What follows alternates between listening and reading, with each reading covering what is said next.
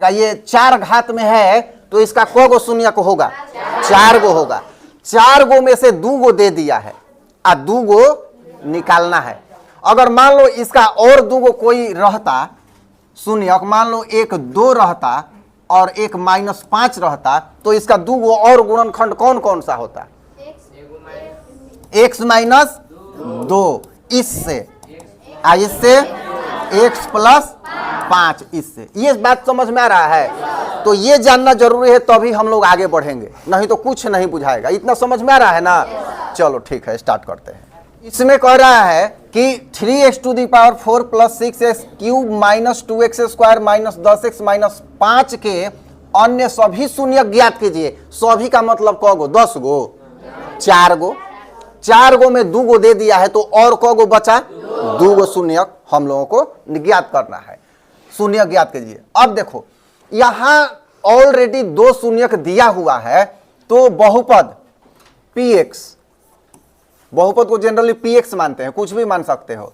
3x का power क्या है? 4 प्लस 6x का पावर है 3 minus 2x² minus 10x minus 5 के गुणनखंड होंगे। अब देखो गुणनखंड होंगे तो कौन कौन गुणनखंड होगा? 2 गो तो शून्य के यहां दिया है तो एक गुणनखंड x चर में है, ये देख रहे हो सब लोग। तो पहला गुणनखंड कितना होगा? x, यहां माइनस नहीं है प्लस है तो x माइनस √5/3 और x प्लस √5/, ये 2 गो इसका गुणनखंड होगा। ये समझ में आ रहा है? प्लस है तो माइनस और माइनस है तो प्लस। अब दोनों को गुणा कर देंगे। गुणा करने पर यहां गुणा करने पर आएगा x माइनस √5/3 है और यहां है x माइनस प्लस √5/3। अब देखो a minus B a plus B के फॉर्म में आ गया कि नहीं? तो क्या होता है इसका सूत्र? x² माइनस ही होता है 5/3। ये अंडर रूट है तो अंडर रूट का स्क्वायर अंडर रूट हटा देगा। ये समझ में आ रहा है इतना? ठीक है, इसको थोड़ा सा आगे बढ़ाते हैं। तो देखो ये बटा में है, ये 3 से इसमें गुणा होगा।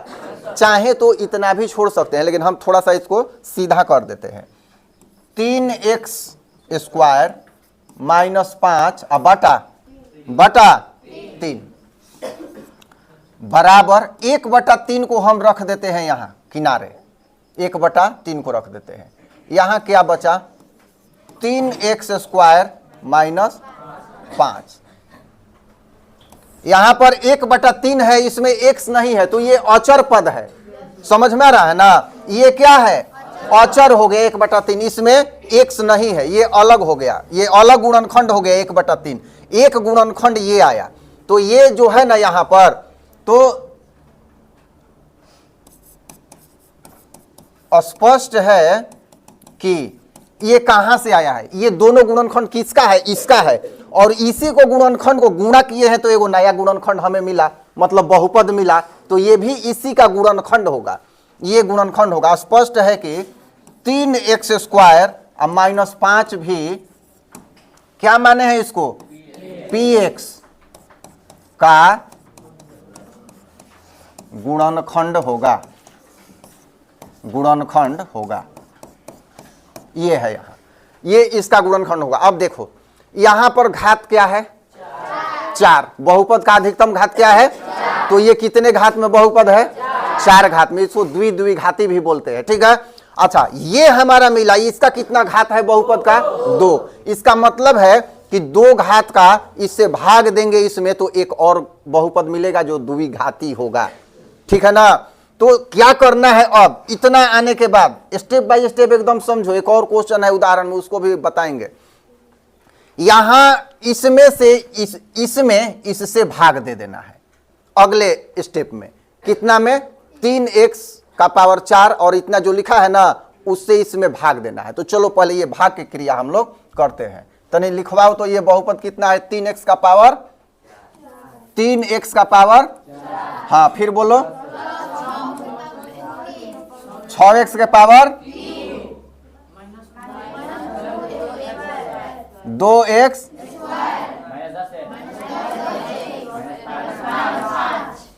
देखो तो सही लिखे हैं।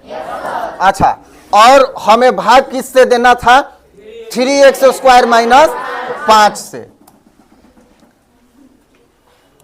3x स्क्वायर माइनस 5 से भाग देना था। चलो भाग दिया जाए। यहां कितना किया जाए? x square. कैसे 3? 3 तो है, 3 तो ऑलरेडी है ना यहां, तो 3 बराबर है, ये केवल घात में अंतर है तो x स्क्वायर, तो ये क्या होगा? 3x का पावर 4। अब x स्क्वायर से इसमें गुना करेंगे माइनस 5x स्क्वायर। समझ में आ रहा है? यहां हो जाएगा माइनस, यहां हो जाएगा प्लस। हो गया ना? एक तो कटना ही है। ये प्लस और ये इससे होगा, ये हो जाएगा 6x का पावर 3। प्लस है तो लिखेंगे नहीं। अब ये प्लस है,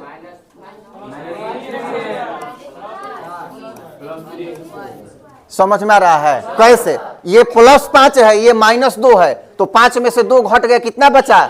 3 माइनस 5। अब देखो फिर इससे मिलान करो तो 3 दूनी 2x होगा कि नहीं होगा? और प्लस की minus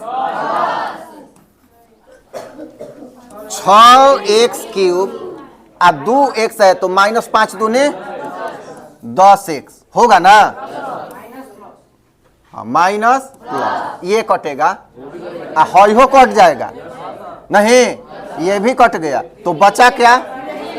3x square minus 5, 1 plus 1।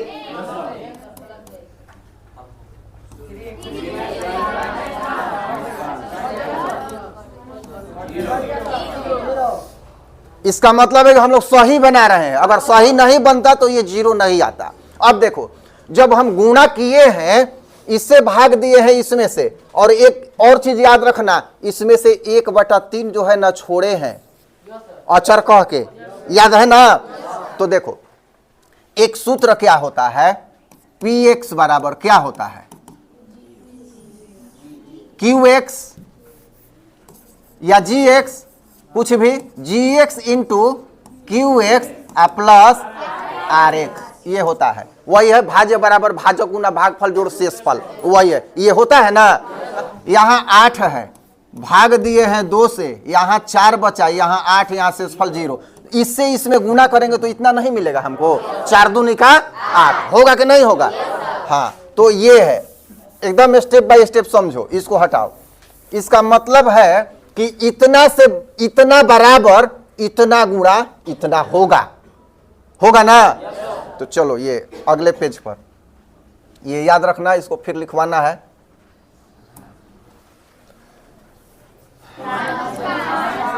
ये सही लिखे हैं? हाँ, तो ठीक है। अब बराबर देखो, 3x स्क्वायर माइनस 5 गुणा इतना, 3x स्क्वायर माइनस 5 पहले लिखते हैं, 3x स्क्वायर माइनस 5 गुना x square plus 2x plus 1, x square,